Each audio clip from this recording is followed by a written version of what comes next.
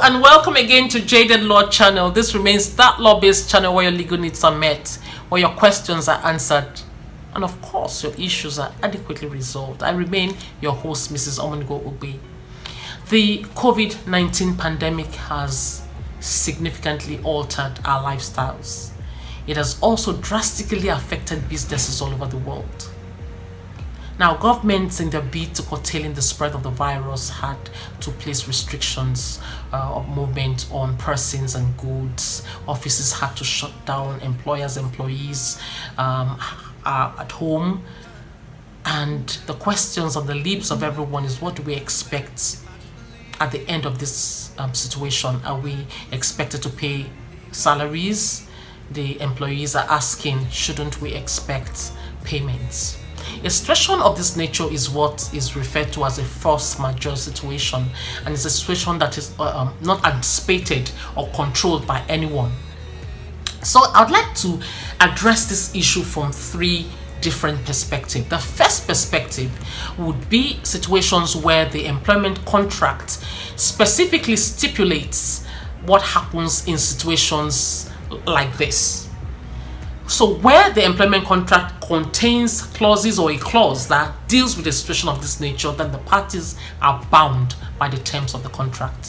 Where, on the other hand, the employment contract does not stipulate or provide what should happen at a situation like this, and the services being performed by the employee is an essential service or an online service, and so the employee is still working, of course the employee will be entitled to payment of salary.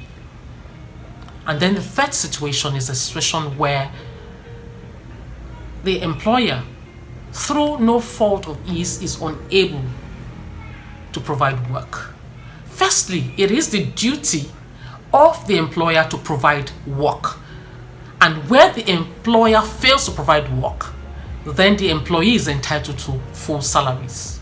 But in situations, force majeure situations of this nature, that the employer cannot provide work, what should happen? I would like to look at a particular provision of the Labour Act, and that would give us an idea or a pointer as to what can be done in a time like this. Now I read section 17 of the Labour Act. It provides that except where a collective agreement provides otherwise, every employer shall, unless a worker has broken his contract, provide work suitable to the worker's capacity on every day except rest days and public holidays on which the worker presents himself and is fit for work.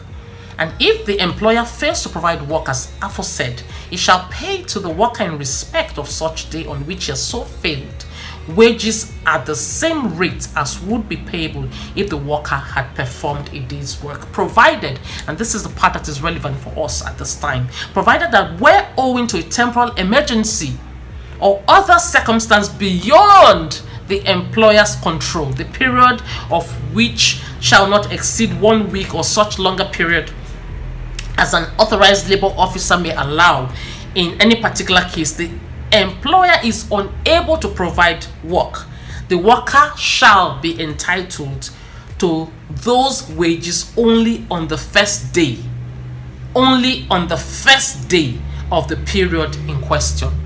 So simply put, what this is saying is that the employee should not expect full payment. He's only entitled to payment on the first day of the period in question.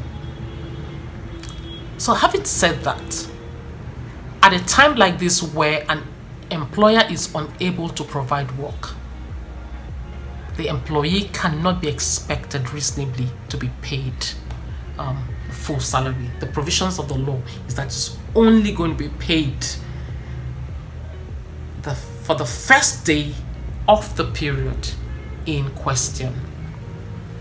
However, I would want to appeal to employers of labor, if there are excess funds, these are your employees, you can offer palliatives, you can just be of assistance in any way that you possibly can to ensure that your employees do not suffer at a time like this.